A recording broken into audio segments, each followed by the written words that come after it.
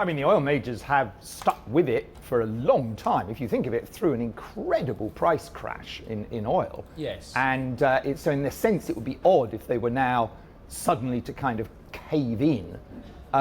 So I think at the moment, the best guess is that they will stick with it as part of their kind of core offering. I mean, we can never be sure, but, and of course they are now being helped by that rebound in crude prices, which begins to look that little bit more solid. Yeah, I mean, the only thing I will say is, and I looked at this in bemusement just before June 2014, and this was the fact that the oil price managed to stay higher for longer than any other product out there. Maybe that was a testament to OPEC, maybe it's a testament to ultimate Chinese demand and SPR building. But the fact is, when it did decline, it declined obviously as precipitously as other products as well. But it took a lot longer. The curve on the oil price decline started 6 months, 1 year later than the other. So I guess the first half of 2017 is going to be the really fruity year for everyone to see if they get to cash flow positive on a lot of these IOCs. No, it's a fair comment, and we know why the oil price declined. It was because of major supply outages in places like Libya.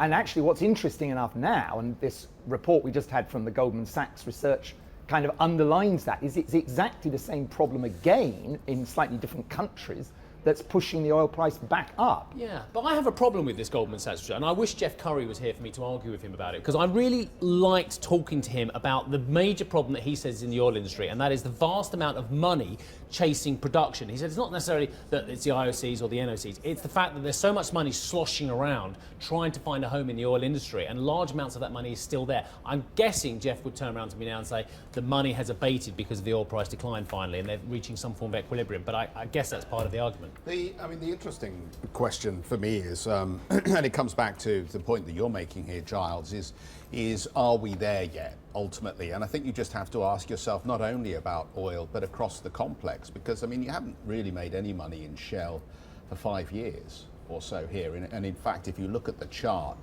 really, you had a little bit of a run up from the financial crisis.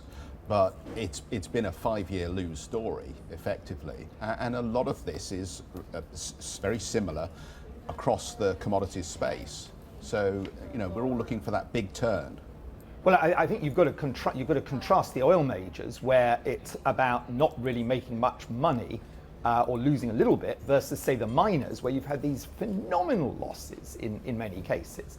And so in that sense, I think you could say the oil majors have managed their way through a collapse in the price of their core commodity extremely well. And if you really are looking not now at any kind of V-shaped recovery, but at a kind of stabilization of oil prices, then I think that just begins to open up a little bit of brighter light ahead. Stabilisation comes too late for some companies though, doesn't it? And you know, black swans are always the ones that you're not expecting to materialise as that kind of event. And Venezuela is a story that globally I think international investors are almost missed. There might be some form of debt concerns around an oil company there, what that means for the state. Could Venezuela be the black swan that markets have been missing?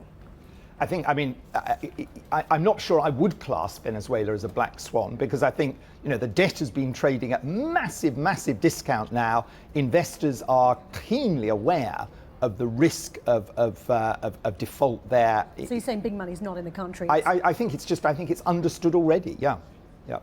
Because often when you see countries so close to the States, I mean, everyone's been chasing yield, for instance, in Latin America, and countries have been exactly where some of the hot funds have been going.